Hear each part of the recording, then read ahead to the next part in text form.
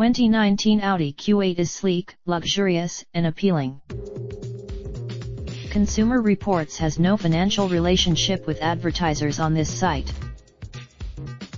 The is Audi's newest SUV, a two-row model based on the large. The current generation Q7 was introduced in 2017, and it thoroughly impressed us. It performed The Q8 can play a number of roles: practical SUV for those who don't need 3 rows, luxurious coach for up to 5 adults, or fun to drive, grin-inducing SUV. It's powerful. We recently rented one from Audi to see what the Q8 is like to live with and drive, and how different it is from the Q7. These are our impressions. One of the biggest differences between the Q7 and the 2019 Audi Q8 is the engine. The Q8 comes standard with 20-inch wheels, but the Prestige trim we drove had optional 22-inch wheels with all-season tires and air suspension. Given how larger most vehicles that we rent from automakers are top trim versions, and the Q8 was no exception. As such, the controls, although advanced, were easy for our testers to work with after some familiarization. There are many settings. This is the third Audi that we've driven with the automaker's new infotainment system, and we continue to be pleased with the two-screen interface. The seats have excellent support and a variety of adjustments, making them perfect for short trips or all-day drives.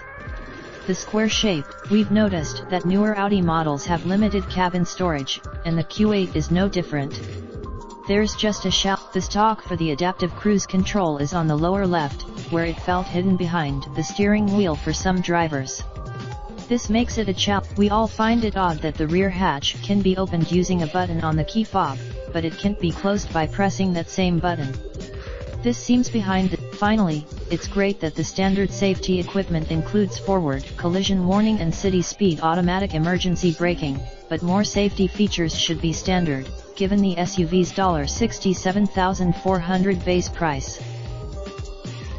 For example, our Prestige trim had standard blind spot warning, but this feature costs extra on the lowest priced trim, ironically called premium. Lane departure warning, where it can be challenging to determine exactly which features are in each package, so buyers should do their homework. We expect that this engine and transmission combination will make it into the Q7 when Audi freshens its big SUV in the next year or two. Probably. But for more insights on the powertrain and controls, check back on cr.org for the test results for our Audi A8. About the cars we rent, Consumer Reports tests only the cars that we purchase. We pay automaker. Consumer Reports is an independent, non-profit organization that works side by side with consumers to create a fairer, safer, and healthier world. CR does not